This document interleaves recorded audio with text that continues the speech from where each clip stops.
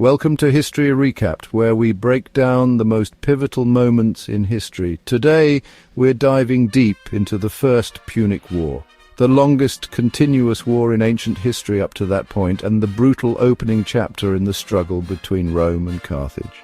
This wasn't just a war for Sicily, it was a war that would change the shape of the Mediterranean, introduce Rome to naval warfare, and set the stage for Hannibal's legendary campaigns. Let's uncover how a local dispute turned into a 23-year superpower war. Part 1. Two Rising Powers. In the early 3rd century BCE, two empires were expanding. Rome, a land-based powerhouse that had just consolidated its control over the Italian peninsula. Carthage, a wealthy maritime empire founded by the Phoenicians that controlled parts of North Africa, Sardinia, Corsica, and much of Sicily's western coast. Carthage's strength was its navy and its vast trading network. Rome's strength was its army, discipline, and political adaptability. At this point, the two powers had little direct conflict, but their geopolitical spheres were about to collide, and the trigger would be a local mercenary uprising. Part 2. The Mamertines and the Battle for Messana. The war's origins lie in a minor city, Messana, modern-day Messina, on the northeastern tip of Sicily. A group of Italian mercenaries known as the Mamertines had seized Messana and found themselves caught between two larger forces: Syracuse, the most powerful Greek city in Sicily; Carthage, which had interests across the island. Initially, the Mamertines asked Carthage for protection, but fearing Carthaginian dominance, they soon appealed to Rome for help. This posed a dilemma for Rome. Should they defend a group of pirates and thieves risking war with Carthage, or should they allow Carthage to control the gateway to Sicily? Rome, seeing the strategic value of the Strait of Messina, chose to intervene. This decision would ignite 23 years of continuous war. Rome's first actions in Sicily were surprisingly effective. They quickly secured Messana and formed an alliance with Syracuse, isolating Carthaginian forces.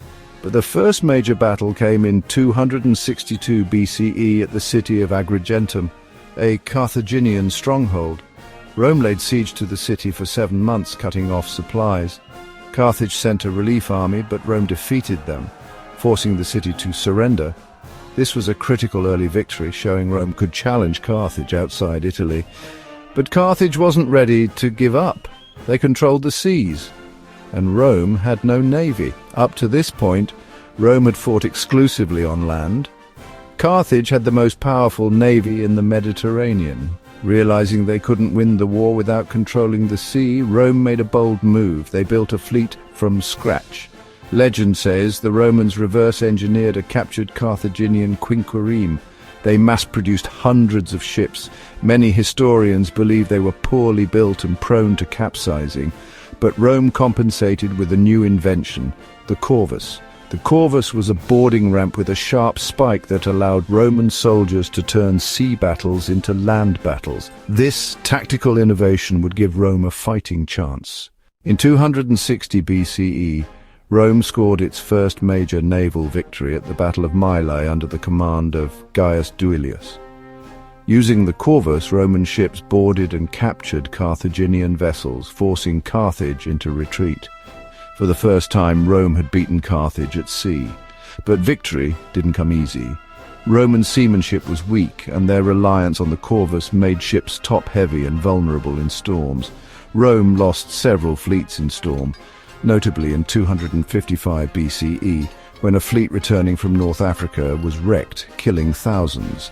Despite this, Rome rebuilt repeatedly, showing a level of persistence that shocked the Carthaginians. In 256 BCE, Rome took the war to Carthage's doorstep. Led by Marcus Atilius Regulus, the Romans invaded North Africa, landing near modern-day Tunis. At first, the campaign went well. Roman forces won the Battle of Addis, forcing Carthage to sue for peace. But Rome's terms were too harsh, and Carthage refused. The Carthaginians regrouped and hired a skilled Spartan mercenary, Xanthippus, to reorganize their army.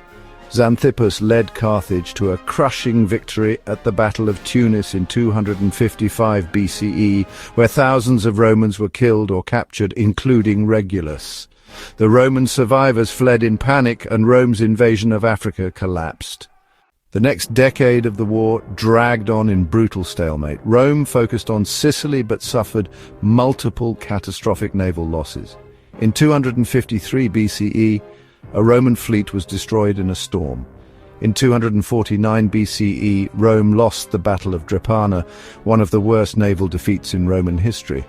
Roman consul Publius Claudius Pulcher ignored religious omens and attacked hastily. His fleet was trapped and annihilated by Carthaginian admiral Hannibal.